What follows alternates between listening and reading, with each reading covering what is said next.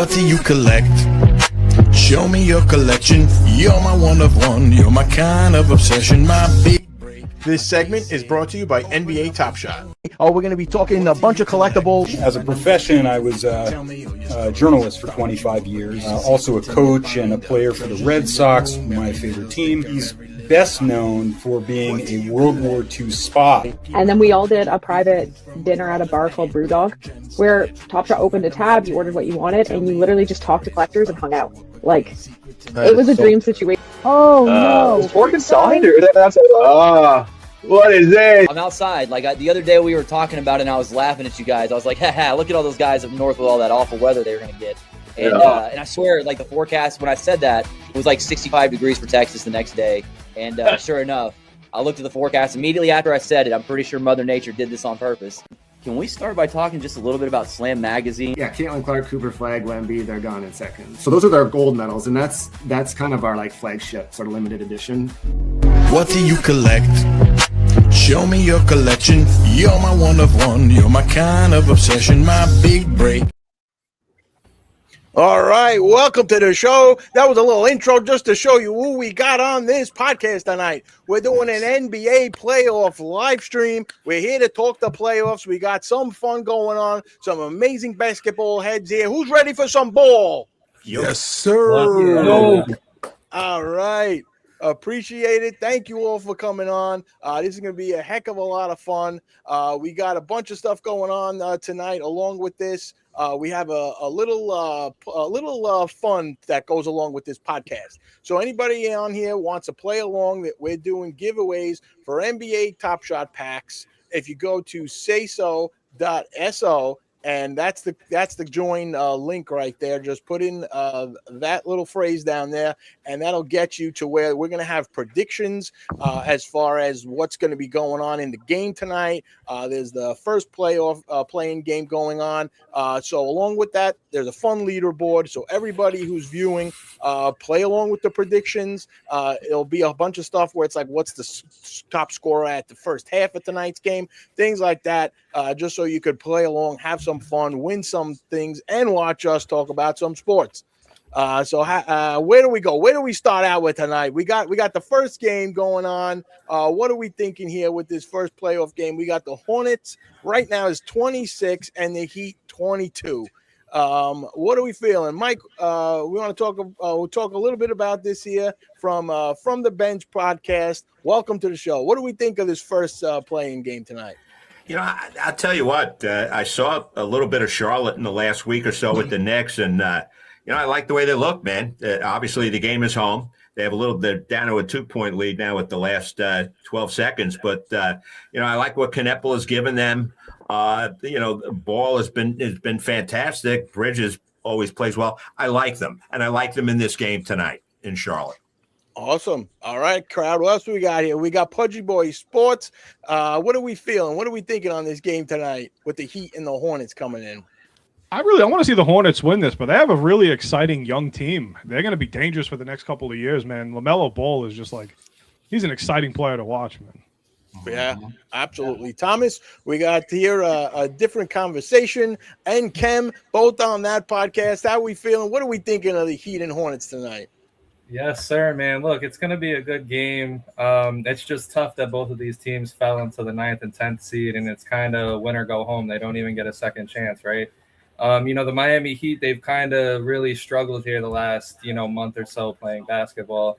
They were in contention for all the way up to the 5th seed. They fell all the way to 10th. Now they got to face these young Hornets. I mean, the Hornets, they look like they're struggling just a little bit, not normally to their high-scoring ways. They normally average about, upwards of 30 a quarter. Right now they're only sitting at 26. So we'll see if that, that continues to play on in the game.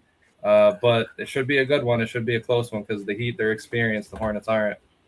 Yeah, I got you. Yeah, man, and just to top off what my guy's talking about here, we got two teams that got the same defensive rating at that 114. So that kind of shows why we're at the 22-26 maybe right now. But as he said, with Charlotte averaging at about 30 per quarter, let's look for the top to come off at about 120, somewhere around there. Loving the Hornets all the way in this series. All right, let's do it. It's looking in this game, excuse me. Yeah, it's looking interesting. I mean, we got Miles Bridges with a couple of threes already. There's definitely, I'm sure Khan's going to be shooting away from behind, from behind the arc there. So it's going to be fun to see how high scoring this game could get. Will, how we doing? Will Levith here, just jumping on in. What are we thinking of the NBA playing right now? We got Miami going against the Hornets. How are we feeling about tonight's turnout?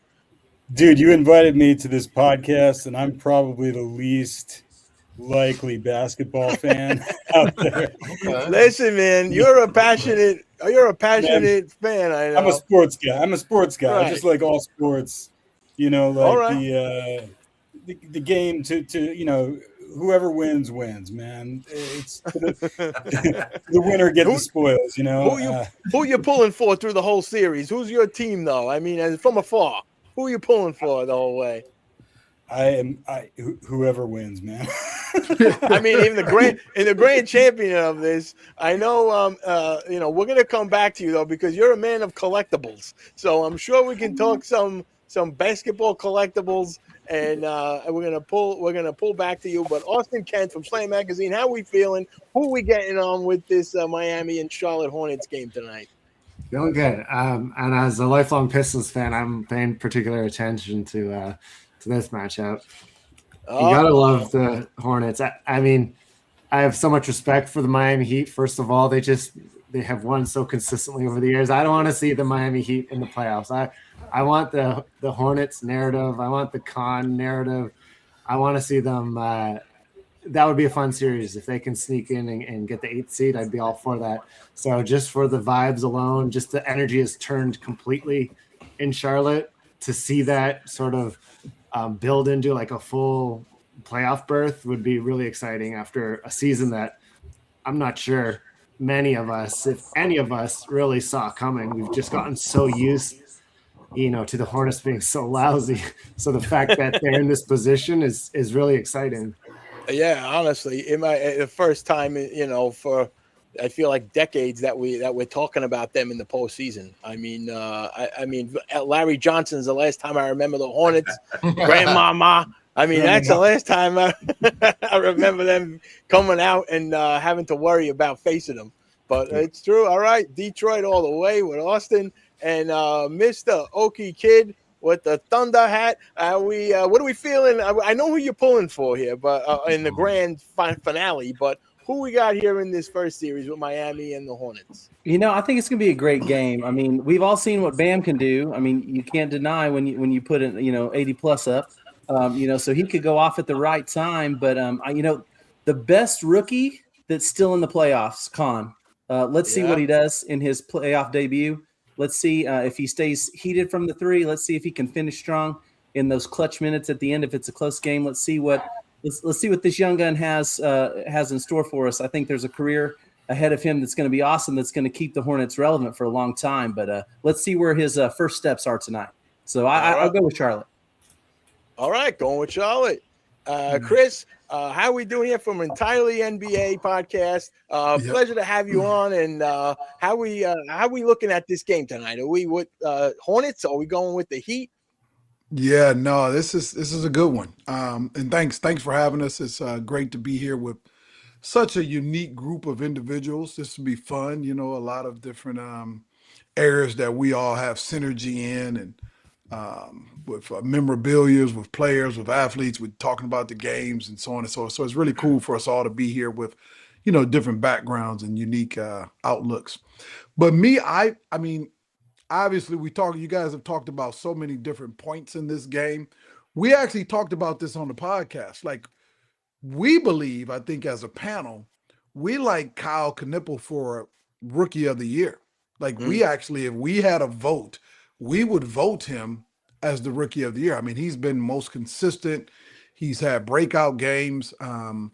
He's playing on a team of a lot of players that are all young.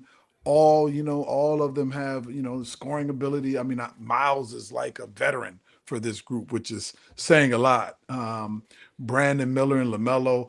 I mean, just the fact that those guys have come together, when they finally got a chance to start playing together, you really saw how good they were. It's like dating back when, you talk about Brooklyn Nets, when they had all those guys, and it was like, man, but they never had a chance to play together. That's on the veteran side. But looking at these young bucks coming together and having an opportunity to gel, play well together, all averaging over 15, 18 points a game.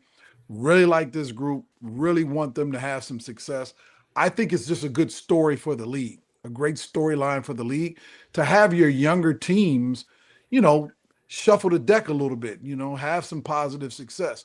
OKC, obviously they was at the top of the food chain, but then they had to drop off with the trades right back at the top of the food chain. I think those type of scenarios are really good for the league. Obviously the Heat, you know what I mean? Heat culture we talk about. I mean, like they're always going to be there. What I love about them, they're not going to be the team in the tank off, right? Yeah. Pat Riley is not going to be in the tank off.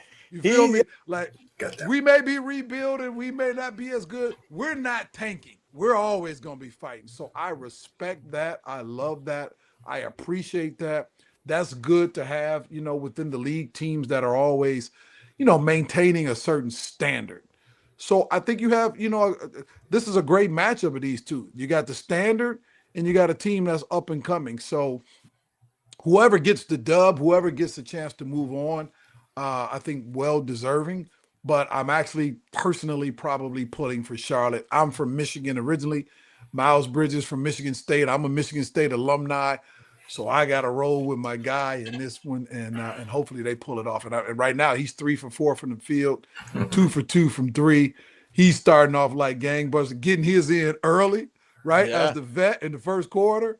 And then, all right, young pups, y'all done got a feel of what a playoff is like. All right, now you guys come on and bring what you've been bringing late in the year. So sorry to take up so much time, but that's what I'm thinking on it. I love it. No, man, words, thank Chris. you. I appreciate you coming on here. This is really a pleasure, and it's true. He got he's got the rookie 3-point record in his pocket. I mean, this is the time for him to kind of shine and see what it's what the exciting part of the playoffs is, to see what somebody does when the stakes are raised a bit.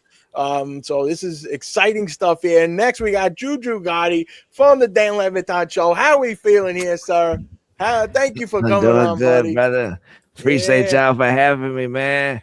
I agree. I'm with my boy Austin, man. Get Eric Spoelstra, Bam out of Bayou, Tyler Hero off my damn TV. I'm over it. Enough. You're not gonna win. I'm sick of it. Let's see some new life in this playoffs, man. Please fall on your sword, please, because you're messing up your draft stock by playing this game every year. You could have had a lot of different people on your squad if you would have just tanked. You might should, Brother Chris. You say they don't tank. You might should have tanked because Wemby was right there.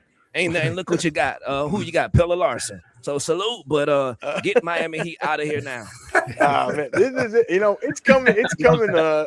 This is the season of fruition here. I mean, we got, the Lakers. We got LeBron still going. This is just really some of the throwbacks in a way.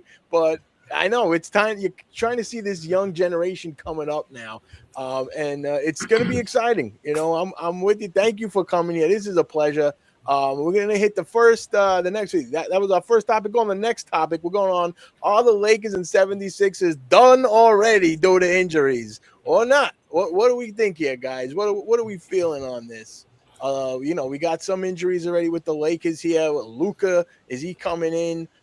Is he going to maybe make it for Game 5? He's coming back from Spain here today. Austin Reeves is not in this as well. Can LeBron do it? Can LeBron get a win? Can he defeat the team? What are we feeling? Mike, from the bench, what are we feeling on this? Listen, I think if it was a couple of years ago, it may have been a different story, having the same guys on the team, Luka and Reeves. But without those guys, that's asking a lot of LeBron right now. I mean, listen, I'm not counting him out 100%, but those are huge injuries, and I can't see them getting by a first-round series. I just can't. Again, it's asking too much of LeBron, man. Does anybody else disagree with that? Do they think that LeBron, Austin, what do you guys think? I find it so hard not to be just completely bought in on old man LeBron fighting against Father Time again. That might be, my inner child just wanting to see one more beastly run out of LeBron. It's just when you take away Reeves and Luka, just the depth just isn't there, and maybe you think about the LeBron that carried Varejao and Boobie Gibson. It's not that LeBron. So it will be tough, but I will be pulling for him. But as reality sets in, you got to be maybe a little bit pessimistic about it. That's true. Cam, what are we feeling? Mr. Laker over here. Oh, what are man. we feeling? So listen, man, I think that everybody said it real well, right? I actually believe that in all truth, if Philadelphia we had the emergency appendectomy for the big guy and everything like that. But the truth is, I actually believe that Philadelphia, with the sum of all parts, just healthy, has the highest ceiling of all of the low teams of these playoffs, right? At the end of the day, we haven't really seen them all play together at all. And they're actually coming together right now. So I'll kind of skip my Lakers because I believe that we're all aligned with that. We're not getting that out of LeBron right now. I love the reference of the Varejao. That's 20 years ago. So it's no way, you know what I mean? It's just not going to happen. Well, 15 years ago. But at the end of the day, I have to kind of be aligned with what the Sixers can be with their sum of all their parts, right? And the ceiling that they could have, in all truth. Sure. What do we think, Chris, Juju? What are we thinking on the Lakers or LeBron? Is he going to show up and be Superman here, or what are we feeling to what these Lakers teams? Are they going to get a win? Well, this is what you're going to get. What you're going to get is LeBron playing his ass off, right? And you're going to get a lot of his son. So you're going to get an opportunity for him to kind of win, lose, or draw. You're going to get an opportunity. The narrative is going to be LeBron is going to get an opportunity to try to get some credibility for Bronny. And that's good, right? That's a positive narrative. As far as them winning the game, you know what? It's not impossible. And I wouldn't – listen, I believe Bron will have one of those throwback games to where they definitely going to be in the mix. And I wouldn't be so like, I'm not counting out them winning a game. Like I would put money on they're going to win a game without Luka and those guys. Now, can he sustain it, right? For multiple games? Can he sustain it for the period of when Luka gets back? Is Luka healthy? So on and so forth. Probably not. But winning a game, man, I would put money on that right now. LeBron will win a game. He's going to get a dub. And don't be surprised if LeBron is right corner, left wing, if you will, catching, shooting, knocking down, and being a contributor in one of those wins, because he's going to take it to such a level that, it's going to be like nostalgia, if you will. So I see that happening for sure. Listen, man, sunshine and roses on a great day, and Bronny James becomes useful for the Lakers. I can't. I'm sorry, man. I don't think the Lakers even get one. The Rockets, they're relentless, man. They are a fast team. They play harsh defense. They're in the mud. I don't think the Lakers got what it takes to even win one. I mean, it's LeBron, one of the greatest of all time. Hoorah, it's great and all, but I can't see it. Like that's. We're talking about fairy tales here for the Lakers to even win one, and then we're talking about them getting three. I don't know, man. Or four. I don't think it's a fairy tale. I don't think it's a fairy tale for them to get one. I do think though that this will tell me more about the Houston Rockets, however many games they get, because this Houston Rockets team was constructed for now. All the regular season, they can make an excuse. Oh, we weren't going hard. We weren't trying. All right, you was constructed for now. Fred VanVleet has not been there all year. Reed Shepherd, what you got? So I think that it's going to – if the Lakers get three, come on, brother, the Rockets pack them up. But at the same time, I do believe the Rockets will get it. And I agree with my brother. The 76ers are scary, bro. Like, without Embiid, it's a bit rough. But with Embiid, that changed the whole East, in my opinion. Yeah. Now that's true with that. I mean, him going down right before the playoffs here. I mean, this is tough news for them. But you know what? I mean, Luka though, I don't know. I heard some talks of maybe Game 5. He went out to Spain. I think this is the same German doctor that worked on Kobe back in the day. I heard something like that. Yeah, listen, I don't know. He's coming back with the garlic around the neck. He might show up for Game 5. You never know. I mean, there's something going on out there, but he left the States to get this done. So I'm feeling that You never know. Count him out. I mean, if I know a hamstring is a tough injury though, because there's a lot of tests, a lot of clearance in order for him to get out there. It's not going to just give him the thumbs up after shooting a couple times. So definitely a long, a hard road back. But if he could extend it to that many games, it's going to be fun. But just wanted to, speaking of fun, I know we got a couple of Knicks here on the pod, Pudgy Boys Sports, a couple of Knicks fans. So what are we thinking of the Hawks finishing their season to match up with the Knicks? Kind of is like, yeah, we'll take those New Yorkers. They're soft. What do we think about this? Anybody? I'll start. Yep. A lot of people thought that the Knicks would probably start off their playoff season with Toronto. I think they were happy with that as they were 5-0. Okay, but I've always looked at this, and I'm a little old-fashioned. I'm old, so come on, bro. Don't say that about yourself, bro. You ain't old. Listen, man, I got a young brain, but my body's old. Okay, but here's the deal. Okay, I always believed, that listen. The Knicks, if they get to the finals, they're going to have to eventually beat Boston and Detroit, both very good teams, really good teams, okay? And so why start with Toronto? I've never been one that tried to pick the easier team. Sometimes you get that and it goes through. You go through. Look, Atlanta's tough. They've played well. But I think that the Knicks will win that series. I think their height, and I believe even Karl Anthony Towns more than Brunson will probably be the key player in that series. He destroyed Ogankwu. He and I think he can push those guys around. And he's shown some signs of coming out of that. I don't get it. What's my role? Where do I fit? It's starting to melt. Took a little while. So I think Towns is going to be the guy that leads them. You got OG. Probably you'll see him on Jalen, and it's just I think it's going to be a really good series. Walker's tough. But listen, I'm also a defender of Mike Brown to some point. I know a lot of people are. He had to use the regular season completely different than his predecessor did, and a lot of coaches. He had to try some things to try to get them to the next level, okay? He didn't succeed in all of them, but I really believe that the Knicks showed some signs. I think they're ready, and I think they're, at least in series number 1, they're going to play them. And let's see what happens against Boston. And listen, if they get past Boston, Detroit's going to be awful tough for them to beat. And I'm not even talking about the regular season results, just the way they match up. Mm-hmm. Yeah, definitely. Pudgy Boy Sports, what are we feeling about them Knicks?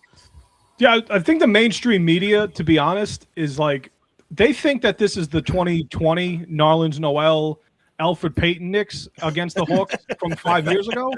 This is not the same Knicks team that's playing the Hawks from 4 or 5 years ago with Trae Young. This Knicks team is expected to get to the NBA Finals, which I fully expect them to do. I fully expect them to beat the Hawks in 5. I'm being generous by giving the Hawks a game. I think that Hawk fans and the ESPN talking heads of the world and a lot of people that are trying to get the clicks, the Knicks for click stuff, are going to come out and pick the Hawks. You see it every year. 2 years ago, everybody picked the Sixers. 3 years ago, everybody picked the Cavs. Last year, everybody picked the Pistons in the first round. And the same result happened with the Knicks every single year. They're going to take care of business. They're better than the Hawks. They're way more talented than the Hawks. The Hawks have had a great, cute story the second half of the year, but the Knicks are going to show out over this last couple of weeks. I love what I'm seeing in the pick and roll offense with Jalen Brunson and Karl Anthony Towns. I think they're going to be tremendous, and they're going to overwhelm the Hawks to the point where I'm being generous giving them a game. I think it's ended in 5. Nice. All right. Very, very nice. Any other Knicks Hawks takers on this topic? Look, to add on to what he was just saying, don't forget, Jalen Brunson found something in that fourth quarter against the Hawks last time he played them. So I'm pretty sure he going to have that thing still on his mind, whatever he found. So, yeah, good luck, Hawks. Yeah, it's true. I think the Knicks took 2 out of 3 when games. it comes down to the my apologies. No, go, man, go. Listen, when it comes down to the Knicks, me and Kem, we have our show. We talk about this on a week-to-week basis. He knows I've been going a little crazy when it comes to this New York Knicks topic because, look, it was a long year for the Knicks to find their chemistry. I think they finally found it here at the right time, of course, but it was a long time. And there's been a lot of media, against Bridges and Cat and all this other stuff. I like that they've kind of been canceling out the noise. The Hawks are a tough team.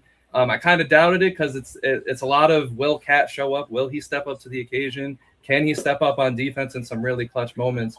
But if you look at some of the stats, the Knicks are one of the best teams in the whole league in the final 2 minutes when trailing, when in one possession games. Their defense is double the net rating more than the second place team is in the last 2 minutes of every game. And that's what makes me confident. I think the Knicks are closers. There's going to be a lot of close games. I think it's going to get the media stirred up. The Hawks are going to drive the Knicks down to the fourth quarter, I think, in every game. And I think the Knicks will just pull away in most of those games. And I think the Knicks are going to take care of business. And it's just about that. It's about taking care of business with the New York Knicks. Cat, he's just got to show up. Brunson, he's just got to do what he does every single game all season long. Bridges, OG, they just got to play defense because at the end of the day, I think the Knicks outmatch any team in this entire playoffs until we get, to the Thunder at the end of it. But when it comes down to like the Cavs, I'm not really too confident in the Cavs. They have a lot of, chokers on their team when you think of Donovan Mitchell and James Harden. I'm throwing out as many hot takes as I can here. My apologies, but the Celtics, they're coming in a little banged up, especially with Jaylen Brown dealing with everything. So we'll see, man. I got the Knicks number one, but and we haven't won since the Cold War, so I'm ready for another heartbreak. All right. Listen, man, I hear you. Anybody else taking on this Knicks and Heat going on here? I'm not Knicks and Heat, Knicks and Hawks. I've got Heat on the brain. I'm checking the score of the next one. Just wanted to see what's going on with that. We got 41 Heat at the moment, the 39 Hornets. This is a close one, as we were all kind of talking about. This is going to be, something interesting here. I mean, definitely an exciting game. Tied right now, 41 apiece. Yeah. That's it. I mean, everybody's still sticking to their original pick on this one. On who we got winning. Oh yeah, it's a dog fight. That's what we want. We want some entertainment, right? We don't want to see no blowouts, especially in a play-in game, right? Come on, man. Give us start this thing off the right way with some intensity, some excitement, so we can get revved up for these 7-game series. So yeah. The good thing, y'all better fight tooth and nail. Come on with it. The good thing about the play-in, the 7-8 matchup is that the team does get that benefit of not being eliminated if they lose this game. Right. Yeah. So they could still be like, even if the Hornets lose, they could still be alive and play. This is 9-10? Yeah. Oh, just going to pop in over to we got this prediction game going on at sayso.so. And the first question of this is going to be, what's the score at halftime? So those that are playing along, get in there, log in. You're going to top 5 people on the leaderboard are going to win a couple of NBA Top Shot packs. Just to take a look, this is what the site looks like at the moment. So it's a little live prediction betting going on. Obviously, everybody starts with 1,000 play points. So those points, you can wager them on the moving lines as people are kind of wagering at the moment. We kind of see most people are pulling the Hornets having the lead at the halftime, and the bet basically, will go up in value, down. And then we got a couple more questions going on the rest of tonight during the stream, such as who has more rebounds in the first quarter. Bam. We got here who scored more points in the first quarter. We got LaMelo in the lead over, Tyler Hero. And last question will be who leads after the first quarter. So stay with this game tonight, guys. It's a lot of fun. Keeps you, something to be engaged with while we're all here chatting up to sports. But we are going to move on to the next topic. And we're going to talk a little bit about Wemby. I mean, Wemby's definitely, the big talk through the NBA out of the younger generation here. Just want to know what we think on will Wemby take it to the next level in the playoff, or will his young talents be exposed? We don't know. This is all going to be a first. Who wants to jump at this here? Who's a big Wemby fan out of this crew? I can jump in on Wemby. Oh, go ahead, bro. Hit it off. No, go ahead. Hit it off. Bro, I'm going to go ahead and be ridiculous. The San Antonio Spurs will win the NBA championship this year, man. Barring injury. Barring injury. All right. Listen to this. I mean, I don't I disagree, but I don't disagree because like at the end of the day, it's gonna take a very colossal failure for this team to straight up choke. I mean, I could see them going to the Western Conference Finals and losing to a team like the Thunder, but it's gonna have to be catastrophic. I know they're young. I know there's a little inexperience over there, but when you look at all the stats, how they line up, how they've played, they are amongst the best of the best in almost every single category. So they're going to be a hard out. Like I said, it's going to take a catastrophic failure because it's not even just about Wemby. You got to consider Castle. You got to consider Fox. You got to consider Harper. You could keep going. You even got to consider Harrison Barnes. Like, yeah, without a doubt. Without a doubt, you have to consider. So, yeah. It's going to be really interesting to see as things progress. I mean, as the Thunder homer in the room, they've had our number this year. I know that. And that's where I'm really happy of that last game when they played the Nuggets, that they get to play the Nuggets on the other side of the bracket. I'm all right with that. I think it's going to be interesting to see, are they going to take care in the first round? Yeah, no question. I think Wemby shows out. When we get to round 2 and there's that Jokic matchup, is he going to have the grit and tenacity to get through what probably is going to be, if it's anything like the last game we watched, not the last game of the year, but the one that we're all talking about forever. Is it going to be 7 games of that? I think it is. And then is he going to come into Oklahoma City? We're going to have to figure him out. I mean, that's the thing. And it's easier said than done. He doesn't do well to our points in the paint scoring. And that's the problem, I think, with the matchup with the Spurs. But it's going to tell me a lot about his ability to make it through, seeing how he can progress. Like, I want to see if there's a decay as we go, or if he's going to talk the talk and walk the walk like he has been all the way through. It's going to be very entertaining in the Western Conference for sure. Yeah, it might take a step stool from the defense on there to get him, because I don't know, the matchups are not looking good.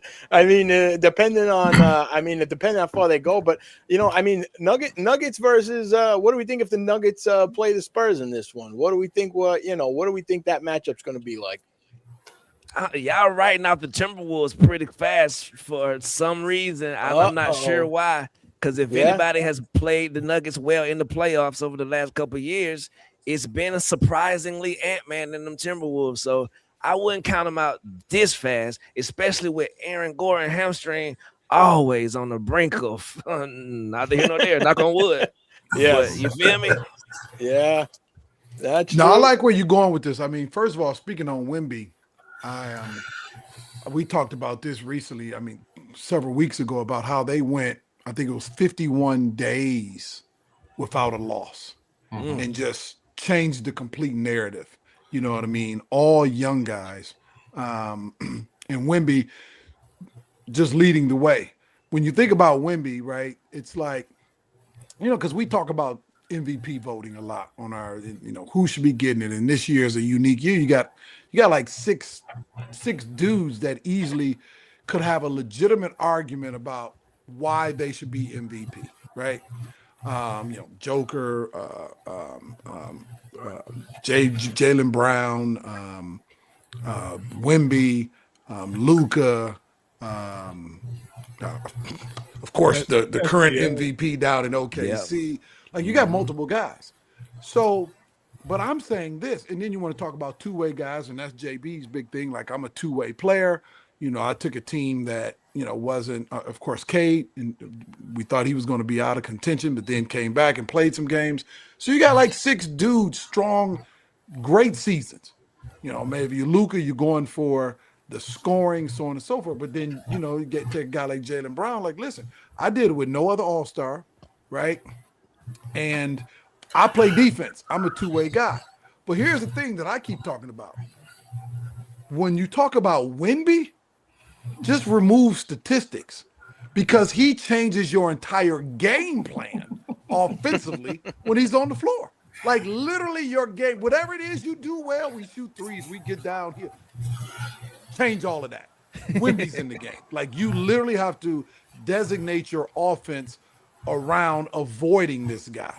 I mean, like, so he literally changes the game. He affects the game to me more than any other player because of the fact that you always got to be like, you got to open layup. You got to be looking like, did I get by him?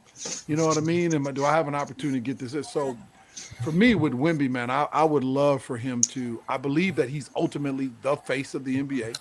I think he will definitely win multiple MVPs and Defensive Player of the Year awards. I mean, I love the kid. I think the kid, it's just a matter of, do they have enough with the youth to get it done now? But here's the other thing with that, right? Answer my own question. They're not scared. So because they're young, they ain't gun shy. They like, shit, what you mean? We expect to win. You know what I mean? Like, what are you talking about? Playoff pressure. What pressure? We never been here. So they like, shit, let's get to it. So right, and they got De'Aaron Fox too. De'Aaron Fox, a veteran who's gonna take some of them shots in the clutch. And that's what I was saying. I think I love this group. I really hope they go far. I think they're gonna be fun, exciting. If I'm the Nuggets, if you're the Nuggets, what? I don't like that matchup for the Nuggets, but I'm also with you. I don't know that the Nuggets just slide by the Timberwolves. It's going to be interesting. I think the Thunder are just going to I don't know if they're going to cakewalk, but I don't think the Rockets will have enough to give them a run for the money. And I believe that you're looking at I can see 1 and 2 on my end for the West. Like if I'm putting my money, I'm going 1 and 2 in the finals on the East in the Western Conference. So real quick, I appreciate the Wemby talk, but what's really cool about the San Antonio Spurs in their entirety is they have a winning record with or without Wemby, right? The great thing about Wemby that is really, really awesome is that he takes up a lot of space in what everybody was talking about, right? The space that he takes up is really, really awesome. That is mostly exploited with a team like OKC, who is in the regular season, right? Was the only time that this was actually exploited. Other teams, as the game progressed and we got closer to the end of the regular season, we actually got to see that that space kind of shrinks. And this is going to be new for San Antonio initially. Now, again, I do love the fact that they are a bunch of dogs. Castle, most improved player again, right? Without a doubt. This dude is overwhelming. But at the end of the day, right, I cannot, like the brother talked about, we cannot just downplay Minnesota this way and actually put Wemby up there. We can't actually diminish Denver this way, to me. Right. Of course, we know that Aaron Gordon has that hammy and everything like that, but these are actual studs this is their craft. This is what they do. This is playoff time. So at the end of the day, I think that Wemby, what we know about most 7-footers, has to maintain health. He can have multiple MVPs. He can have multiple defensive players of the year without a question. But at the end of the day, it's that body. His health is what matters more than anything. And as we get into the playoffs, which everybody likes, and like we said, we want these games where they're really tight like that, it's going to be a lot of that. And this is what we need to see. This is the next part of Wemby's game, because we know that he talks. He says what he wants to do, but this is the next part of his game, what we're about to see right now in these actual playoffs, if you ask me. Yeah, no, listen, I think, for me, I don't know if the league has seen, this kind of obstacle since the Yao Ming Shaq days. I mean, what do you think? I mean, really, it's bringing me back in time. Well, when I, watching basketball, as a young kid, just saying like, this is, these guys are just giants amongst the game, and it's hard to defend. So we're going to see what, I guess what comes up here, but just wanted to welcome on from Pistons Lead, just joining us, Opinionated MJ. Welcome. Just want to throw you right into this. I know you're pulling for the Pistons here. What do you think of them? What do you think of them bad boys against the league? And what do you think of the first game going on right now tonight? We got the Hornets. Man, I feel threatened in this room. No way. I see Knicks, New York on a hat. Like I'm outnumbered. So I feel like, man, Austin. You got Austin from Slam Magazine over here. He's with you. What are you talking about? Let's go. I got somebody to back me up. All right, man. Yeah, but the Pistons are set up to go deep this year, man. Like, because we have 60 wins. We're not one of the greatest 3-point shooting teams. We really muck it up with everybody, man. You know what I mean? Like, Wemby is something different because he's an alien, of course. We had a serious problem with him. But with the shooting that we have and If we could get Cade kind of blazing the three, I wouldn't worry about Wemby. But all in all, the only two teams I'm worried about is Boston. Sorry, Knicks fans. I'm sorry. We want y'all. And as far as Wemby, we couldn't do anything with him. So those are the only two teams I'm worried about. And I don't see anybody else in our way. And even with Boston, I believe, it's got to be Jaylen Brown, Peyton Pritchard, Tatum, blazing them threes and just making them at a high clip. We have to play the usual Detroit defense where it's us kind of collapsing on everybody in the paint, but then being late closing out on the three-point line. You know what I mean? And we have to be going through that type of defense in order for us to just get murked by Boston too. And then they have to make them because Boston takes a lot of threes in a lot of games. And I know, what is it? I believe they're the owners of the two games with other teams. I know for sure with the Jazz last year where it was like 84 threes between both teams. And I believe this year it was like 90 or 92 threes. I forget who the team was, but Boston was the team twice. So if you get them shooting but bricking, then you could beat them. You know what I mean? So keep them out of the paint. Keep Jaylen Brown from looking like he's just the second coming of Kobe in the mid-range doing his faders and all of that. And yeah, we should get out the East. I don't see anybody in our way. To be honest. Listen, I'm going to bring this over to a little different topic with Mike Spendley over here from the bench. He was in the building. If you want to give us a little.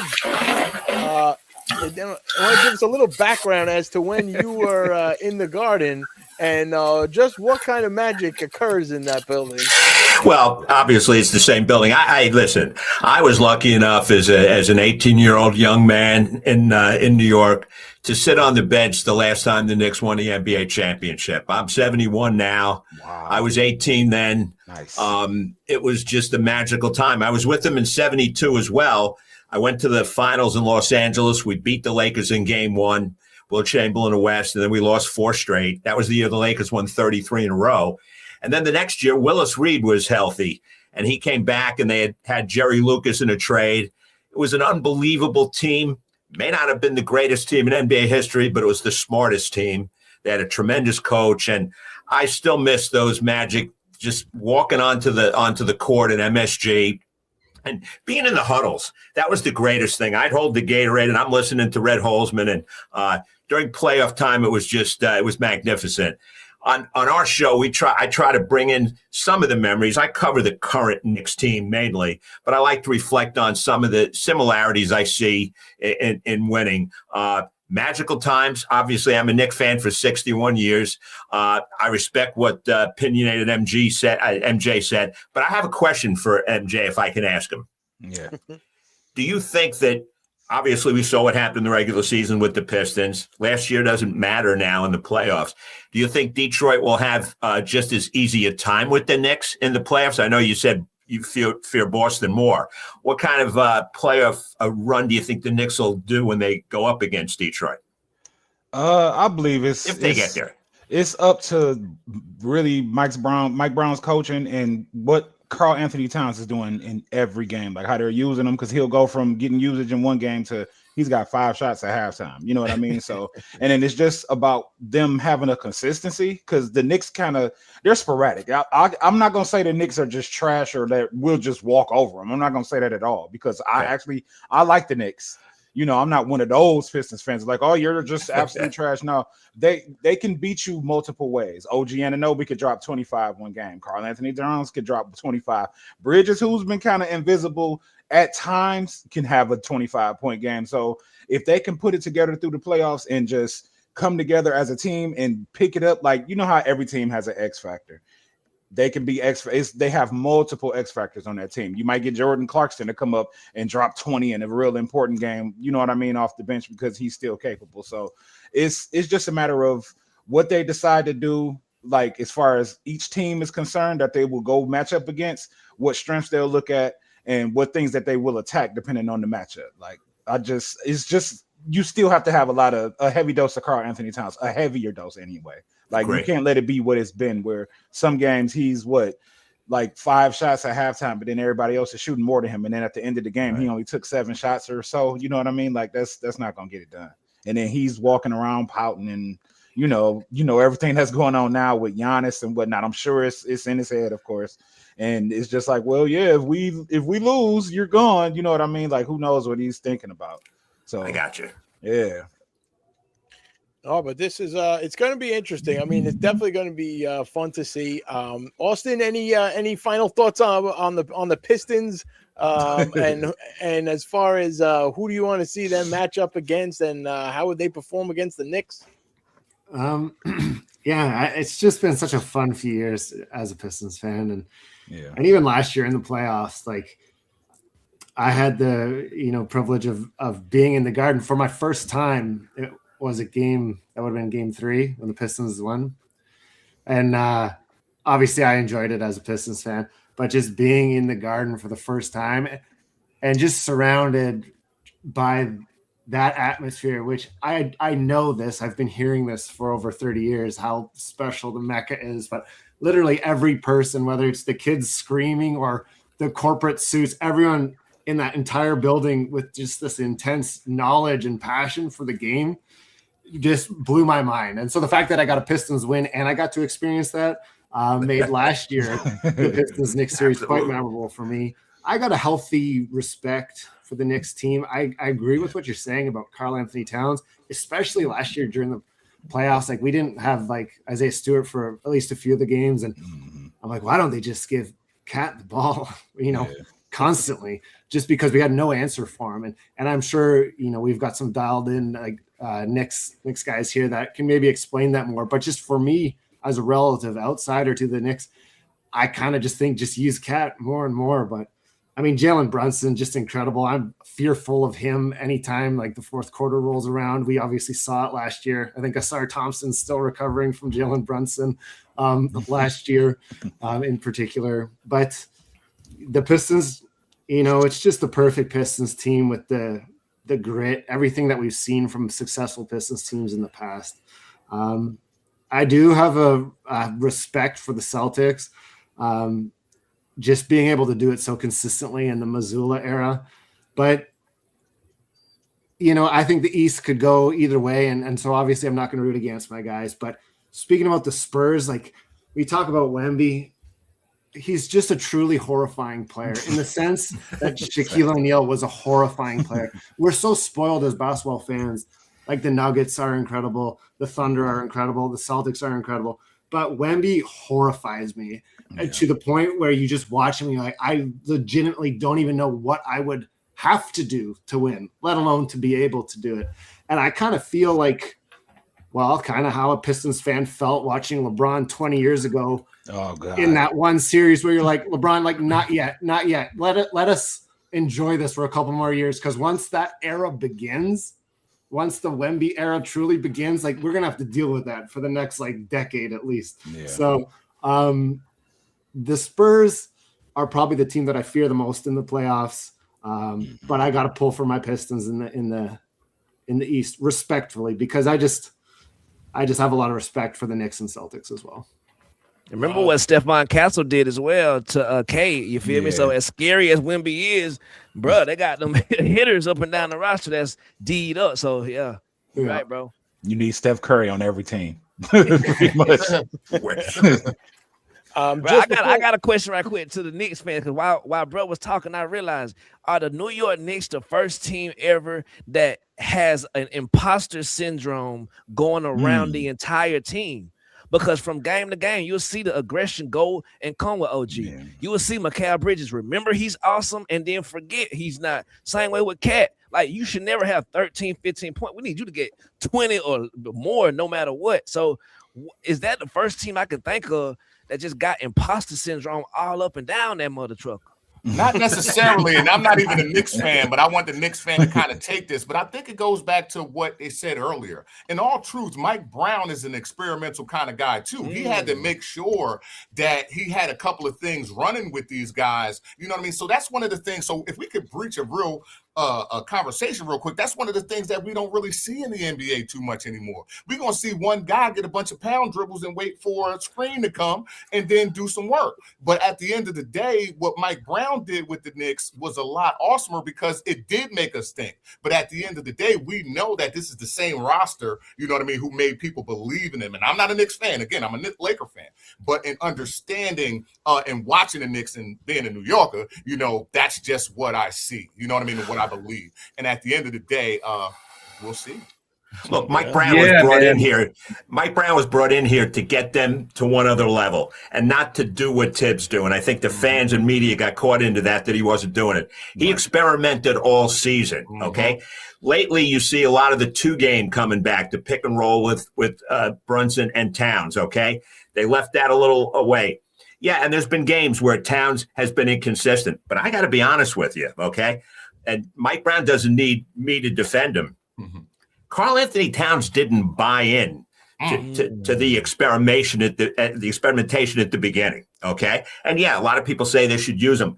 Many games I did too in the post, but you got to buy in 100%. Okay, to what they were doing, and he didn't. And he's been passive aggressively saying that, I believe, in the media through that. I think in the last 10 to 15 games, he's kind of melded in. And that's where I go with it. I understand you saying that, he shouldn't have 5 points or 5 shots in one game. No way. I think you're going to see that change in the playoffs. I like where they're at mentally right now because of that. Yeah, and I'm not worried about the Knicks. Listen, Detroit Pistons, congrats, #1 seed. That is a very fantastic accomplishment. But this right here is when it matters the most. I mean, the New York Knicks, I mean, as Mike had just said, really have dialed it in over the last 10, 15 games. And then, like I said, as I mentioned earlier, in the last 2 minutes of the game, there is not a single team better than the New York Knicks. They win in almost every stat across the board in the last 2 minutes of games. And this is where it matters. Like I said, the playoffs. Like when it comes to the Pistons, I'm not too confident that if a team can lock down Cade, I'm not too confident that they can carry the team around Cade Cunningham. But we're talking about the New York Knicks. That can be an argument after I say what I want to say. I'm not worried. When it comes to the Knicks, the experience is there. Not only has majority of this team, they made the conference finals last year. You go down the list. Bridges has played in the finals. Towns has played in another conference finals than this. Brunson has been in a different conference finals besides the Knicks. You just keep going down the list. Mike Brown has been on several championship teams when you consider that he was an assistant coach for the Golden State Warriors. This is when the games matter. So all that regular season talk about the Knicks, I want to see what happens in round 1. I can't sit here and say they're going to dominate. I also can't sit here and say that they're going to struggle. But I have good confidence and faith that the experience is going to come through. And at the end of the day, if you stack this team up against anybody else in the East, there's more talent and there's more guys that can do more things than everybody else. And you guys can all argue about that. Listen, I just want to do a quick toss to that this is sponsored by NBA Top Shot. All the programs here on Collecting and Connecting. It's a fun digital collectible that I don't know if everybody on this stream knows about, but I just wanted to show a little throwback that we have the guest that we have here exactly talking about the old time Knicks. This is a Willis Reed moment here. This is a really rare. Nice. Only one exists of. There's 10 of these that exist. These are the heroes of the game. So basically, this digital collectible, you can. It's a highlight of the whole play. Game 7. So it shows the whole play along with many collectibles that are out there, new and old. You have one of one. You have common digital collectible moments of Wemby. You have the new rookie class. You have tomorrow comes out with a big drop. So get in there and reserve your packs, cases, and boxes of these for the rookie class, the rookie revelation. You have your Knipple, you have limited Koopa flags in there. So these are just some fun digital collectibles that basically they're in your account. You could watch them on your phone. You could stream them on digital frames. There's crypto slabs. If you see these things behind me, the digital displays of these. So it's a whole new different way of collecting. And just wanted to show a little bit of that with you. As you could see, these are the packs that go on that are on sale for tomorrow with some of these new rookies that are out there. People want those rare, hard to find moments. So I know some collectors here, some of the people on the stream are big into collecting this. So just something I wanted to share with you, basically to show you some of the advancements in collecting. Okie Kid, you want to talk a little bit about your collectibles? I happen to have them around my neck right now. I've got a J-Dub here. I got an SGA from last year's successful championship run here in Oklahoma City.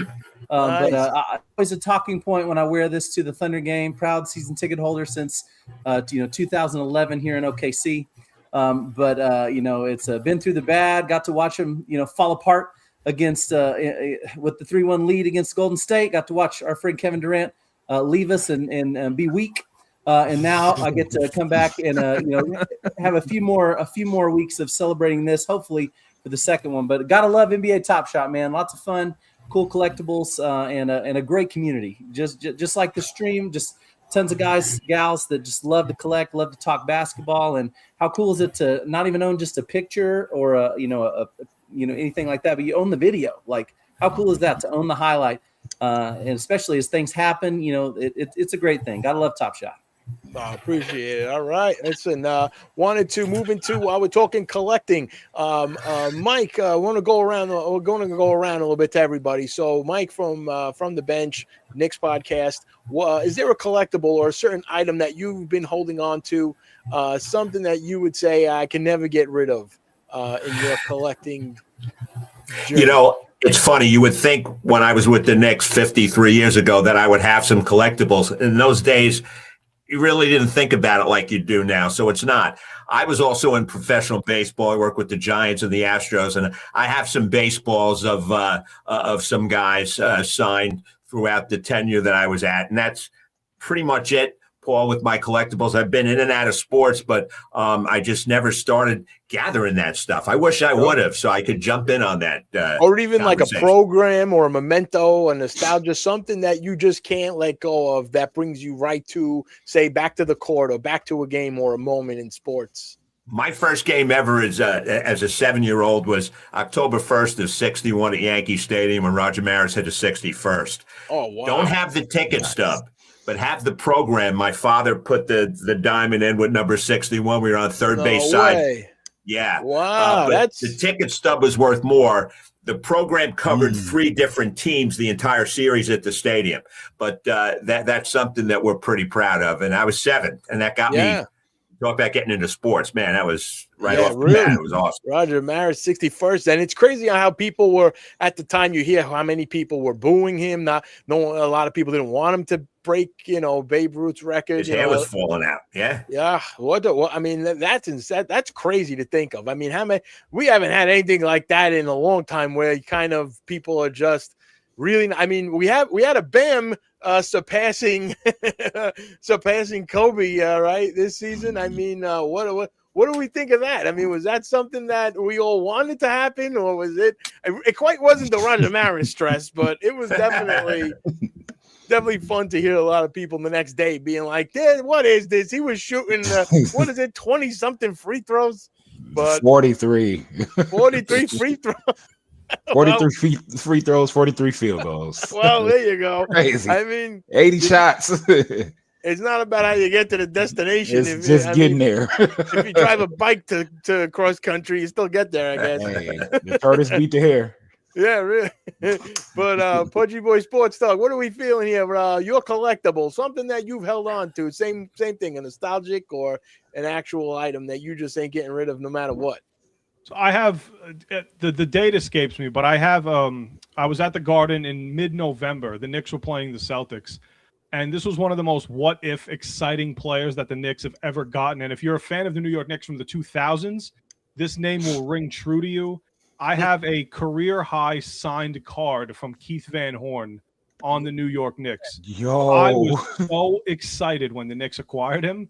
For absolutely no reason. So I just can't get rid of it. I can't get rid of this card because he was one of my favorite players. He lasted like 30 games with the Knicks, but it was, if you're a fan of the Knicks in the 2000s, that's something that you ring back on. That's something. That's it, man. That surely hits home because he was a net. Then he came over to the Knicks. It was kind of just a local player just moving around. I mean, it's definitely like Jason Kidd, it's just like we traded him for Tim Thomas. I was pissed, and it was everything just went downhill. It was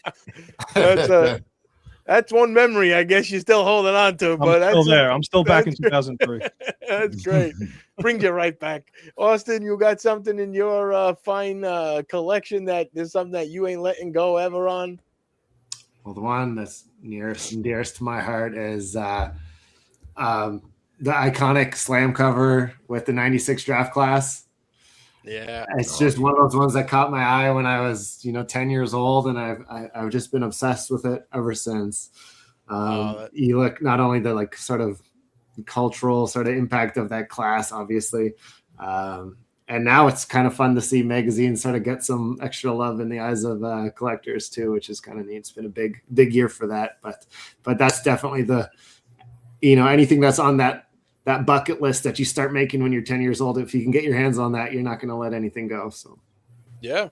Oh, that's fantastic. What a year. And then that iconic cover definitely. Is this something that you have it graded? Do you have it sealed? What do you have what exactly is your condition of this cover? So right now I've got one sitting in a top loader, and I've been talking a lot about the process of getting it, cleaned and pressed to be graded. I get it in a nice PSA slab now that PSA has entered the space. That's sort of what's on the horizon for me with it. But I also kind of just don't want to send it away and then not have it for a couple of weeks while I'm waiting for it to get graded. So I just like keeping it. So awesome, very nice, very nice. And let's go to Okie Kid. We saw some around your neck, I believe, not that long ago. Is that one of those your ultimate collectible, or you have a different one? No, but I'll share two that kind of tie it in. One was I with my grandpa, we popped through a lot of wax back in the day. He had a lot of junk wax, and I thought it was the coolest thing ever. Organizing it and learning baseball was what I followed when I was a kid because Thunder came with coming to Oklahoma City. But we've pulled when I was in high school, I pulled my first one of one. It was a Sandy Koufax autograph, and that was so cool. And that's the first one that's in the box. When the tornado sirens go off here in Oklahoma, that's the one I grab. It's in that box. Don't forget the kids. Don't forget the kids. Of course, they're already there. It's good. But then like to flip that, to talk about Top Shot. Like I have a daughter. Her name is Sadie. She's 6, and we were ripping through those Top Shot disc packs, and we pulled a jersey match serial of SGA. So we got number 2 on whenever he broke the record. For most consecutive 20-point games. We opened up that digital collectible, and you would have thought that she lost her mind. So I think it's really cool. Like I share that with my grandpa of baseball, and then now, it's transitioning to the next generation, and my daughter can get that hyped about a digital collectible, and ripping that pack and knowing that NFT is hers and will be like, it's cool to see that in different generations, how the love of collecting just continues. So. That's beautiful. Yep, I love it. Passing it down, just keeping the collectibles alive. And there's nothing where it's a collectible that, has sentimental meaning to you as, we're all experiencing here our own stories of, why we have these and why we aren't getting rid of, just some of these items that bring us back in time. Opinionated MJ, what do we say here? What do we got hanging around the house? Well, I have 3. Okay. And I won't be too long. One is I don't know how he got it, but my father has the Isaiah Thomas Indiana Hoosiers card, bro. What? Like I think that's when they were putting them in cereal boxes or something like that, because he got the Scottie Pippen one too, where it's just like him holding the ball. But I love the Isaiah one, of course, because he played for us. Then you guys are throwing out Slam Books magazines, bro. The Kobe cover with him with his arms folded in front of the titles is the most undisputed all-time best slam cover to me. I've seen that on T-shirts. It's like, Shaq out of here. Yep. I'm you know what I mean? It's me. Like it's the most dominant cover to me. And then I also have from when I was a little boy, the big old white rare air Michael Jordan book that came out. because I was obsessed with Jordan, bro. And it's just like it's so huge, bro. It's just like you just turning the pages. It just made Jordan that much more great to me. You know what I mean? So those are my three. That's fabulous. It's kind of messed up around the edges at this point, but yeah.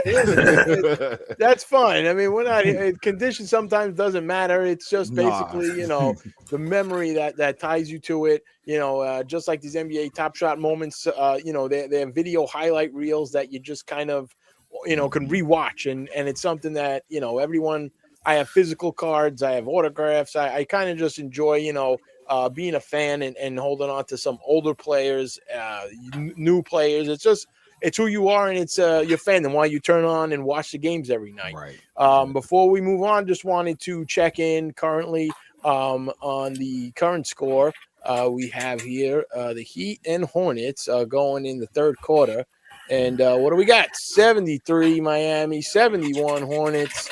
This is neck and neck here. Every time we're checking in here, it's a difference of 2 points. Yeah. This is a heck of a game here. I mean, we're going to probably wrap this up, and we can all go watch the fourth quarter, and we'll be off this stream. But what are we thinking, guys? This is looking close as we expected, I guess. Man, Miami keeping the Hornets this close, not good for Miami, unless Tyler Hero is playing. Is Hero playing today? I didn't see he playing the report. He out there. He had 5 at halftime. Okay. 7 at halftime. 24 for Melo at times.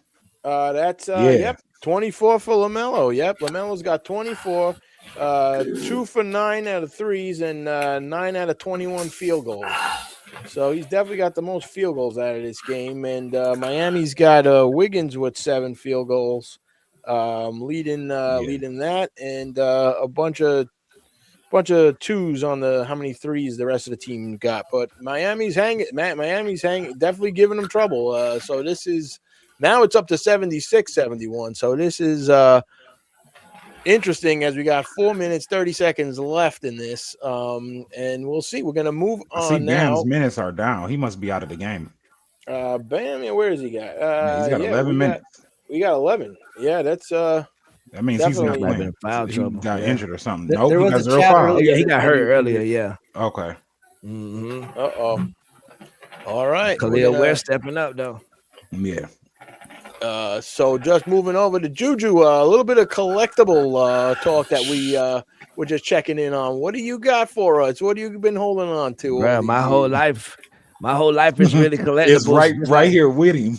Oh, look at that! Speaking Jerseys, of randomly, like that. Look, every Georgia ring. Nice. What? Get out of here! What? Look at this. Of course, I keep one of these next. Something the New York Knicks might not ever know from the actual game that we won the chip. Confetti from the floor. What else I got? Listen, Mike got this motherfucker from when I was a child. The basketball phone. Oh yeah, I remember that, bro. Oh wow. That gets you right. You can go right where I down to moved since I was a kid, I still got all my basketball cards. So do I. So this way. is MJ. What is Yes. this? That's a whole This page of is MJ. Awesome. A whole page of What a flex. Magic What is going Johnson. A No whole way. page A whole of page Scottie of Magic? Pippen, them, Dominique. Who this? Get outta here. Shaq rookie Okay. cards. Oh, rookie. No Magic way. versus who that? Magic and Bird. Man, try to send that to him. Wow, feel me? Rich man. Yeah, look Those at are this. whole need- pages. Yeah, I I never got it took just them like out since that. I was a Where they kid. all in the slides. Yeah, Right. Damn. I got like. I need to 3 go or 4 get them binders of priced. You can make a profit out of all those. Yeah. For sure. Jeez. But yeah, I just keep stuff around this Ohio State championship right here. In the Oh Georgia no, Bowl. he talking about OSU, bro. What? No, My bad. man. I ain't mean to do that. My bad. No My bad. blue, bro.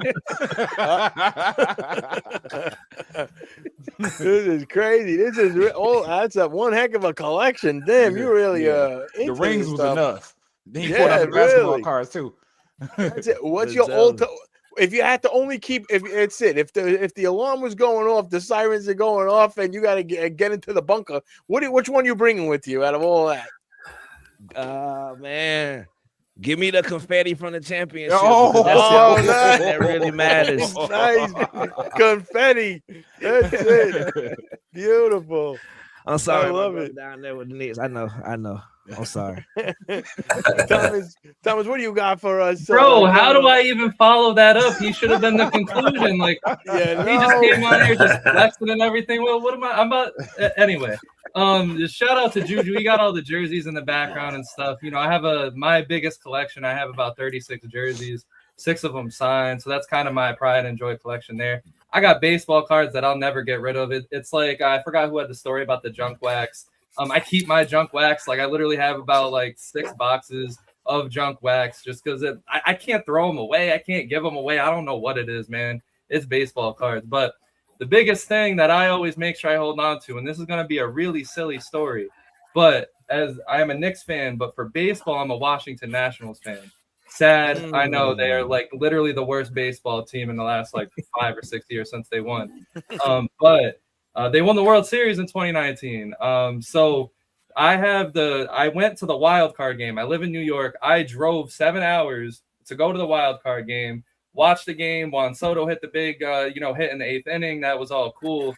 And then after that, I decided to drink, and I had this huge Corona bottle that I drank there at the park. Now, I didn't know the Nats were going to win the World Series at the time, but the day of Game 7, I filled that Corona bottle with Henny and Red Bull. Don't judge me. Don't nobody judge me about that choice. And I drank from that bottle while watching my team win the World Series. I can't get rid of that. It was I think it was like $12 for the bottle, but I cannot get rid of that bottle. Like, that year meant the world to me. My daughter was born a month after that too. Nice. So like that 2019 was a special year. But if I have just a little bit more time, I need to ask Mike a question. Yeah, go ahead. Mike, so you were a kid when Wilt Chamberlain scored 100 points, right? Well, Wilt scored the 100 points before he was with the Lakers. I believe he was with Philadelphia when he did it. In fact, he didn't even do it in Philadelphia. He did it in a neutral place in Hershey, Pennsylvania. So it was a little before me. I know him a little bit with the Lakers, but yeah. So I want to ask, what was there, because on social media and everything, because as I run a show and everything, I'm deep into Twitter and all the goofballs that are over there on Twitter. There's a lot of people that doubt that 100-point game. So I want to know, like, when that happened, how, I guess, legitimate was it? And then, like, as Wilt Chamberlain was an athlete, what was he like? What was your recognition of Wilt Chamberlain? Well, first of all, he was a pretty interesting guy. He was he was willing to go back and forth with the ball boys. You'd say something, he'd go, Bradley doesn't rebound. He doesn't do this. He was very, he was good about going back and forth. I thought he was a really good guy, even though he didn't like to come out and guard anybody beyond the foul line, as Jerry Lucas killed him in Game 1 of the 72 finals. But here's the interesting thing about the 100-point game. A lot of people don't realize this. He was one of the worst foul shooters in the history of the NBA. And that night in Hershey, he went 28 for 32 from the line. Wow. That's what I remember more about that game than anything. 28 for 32, and he was about a 50% career foul shooter. So, but a good guy. Interacting, he was cool. He was cool. What was the ladies acting like? What were the ladies like back then? Right. You crazy for Will? I only knew about 30,000 of them. He said there were 60. So did they all buy a ticket? Did they all buy a ticket? Thank you for that. Thank you. I don't think they had to, man. He had them lined up around the block in Los Angeles down to Wilshire Boulevard, Oh, listen. I mean, there's plenty of rides over at Hershey. I wonder why he did so good. Okay, and that was before Viagra too. Okay, so hello, champion. It's in the cocoa. Very good. Well, thank you, guys. This has been a pleasure. It's been so much fun. Thank you all for coming on here tonight. We're gonna go watch some ball.